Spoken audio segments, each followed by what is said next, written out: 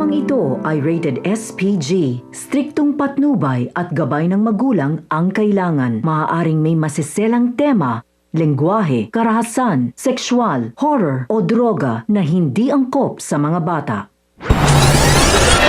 Mga kapamilya, ibinalita na nga ni Severino kay Ramon na papunta na sina Marsing at Nita sa hearing ni Edwin. Nangangamba naman si Don Julio dahil baka ikanta sila ni Edwin.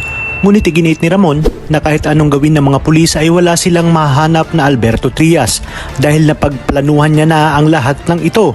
Sa pagbaba ni Edwin kasama ng kanyang grupo ay nagsimula na ang kanilang plano. Hindi pa man nakakapasok sa kwarto upang sila ay litisin ay kanya-kanya na silang pulasan hanggang sa makagulo na at magtakbuhan ang mga tao. Agad namang lumabas ang mag-asawang Marsing at Nita dahil baka madamay umano si Edwin. At sa kalagitnaan ng kanilang pagtakas ay nalagasan sila ng ibang miyembro upang matulungan na makatakas ang iba naling kasamahan ay isinakripisyo nila ang kanilang buhay. Gustuhin mang sumuko ni Edwin ngunit wala na siyang magawa dahil tiyak natutudasin siya ni Samonte at Jacobe. Kaya naman kahit anong pigil ni Marsing at Nita na sumuko na ito ay mas pinili niyang tumakas. Laking pasasalamat naman sa kanya ni Kidlat dahil iniligtas niya ito sa mga pulis kahit nakatakas pa rin ang mga ito.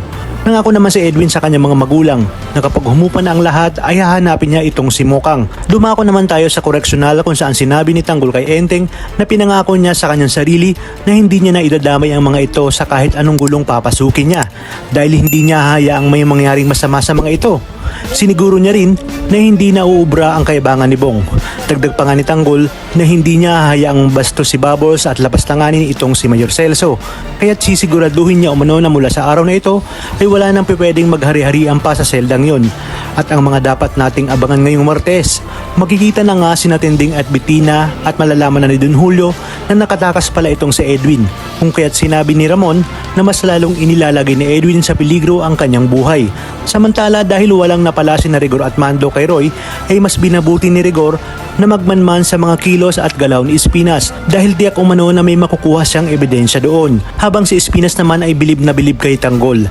Sinabi niya kay Makasantos at Balatukan na noon pa nakita niya na ang kakayahan ni Tanggol at tiyak umanong magagamit nila ito upang tudasin ang grupo ni Labong.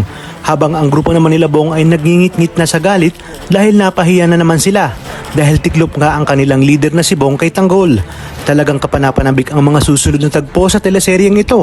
Kaya naman sabay-sabay natin itong aabangan. At kung bago ka pa lamang sa akin channel ay sana'y huwag magkalimutang mag-like at subscribe. Pindutin na ang notification bell para updated kayo palagi. Maraming salamat sa inyong panonood at hanggang sa muli, kapamilya.